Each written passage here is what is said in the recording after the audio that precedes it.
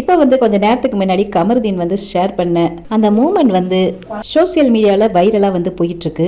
Kamaruddin and Gana Vinoth big பாஸில் அவங்களோட friendship bond வந்து எந்த அளவுக்கு இருந்ததுங்கிறத நம்ம ஏற்கனவே பார்த்துருந்தோம்.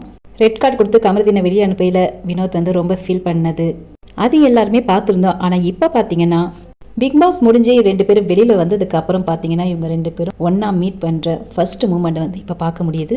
இப்போ நீங்கள் பார்த்துக்கிட்டு இருக்க இந்த ஃபோட்டோ வந்து கமருதீன் வந்து சோசியல் மீடியாவில் ஷேர் பண்ண ஃபோட்டோ தான். அதில் கமருதீன், கானா வினோத் அவங்க ஒய்ஃப் அந்த 2 குழந்தையும் இருக்காங்க. இதை சோசியல் மீடியாவில் மை ஃபேமிலின்னு கமருதீன் வந்து இந்த ஃபோட்டோவை போட்டிருக்காங்க. நிறைய பேர் என்ன சொல்கிறாங்கன்னா, கானா வினோத் வந்து கமருதீனை வந்து பார்வதி கூட சேரக்கூடாதுன்னு சொல்லி அனுப்பிச்சாங்க. ஆனால் கமருதீன் வந்து பார்வதியோட தான் இருக்காங்க அப்படிங்கிற மாதிரி போயிட்டு இருந்துச்சு.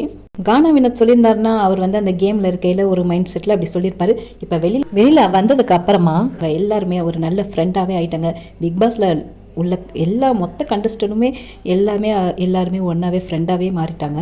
கமருதீன்கிட்ட மீட்டிங் வச்சப்ப அப்போ வினோத் வந்து பார்வதியோட சேராதீங்க அப்படின்னு சொல்லியிருந்தாங்களே, அதை பற்றி நீங்கள் என்ன நினைக்கிறீங்கன்னு கேட்டதுக்கு கமருதீனும் கானா வினோத்தை விட்டு கொடுக்காம தான் பேசியிருப்பாரு.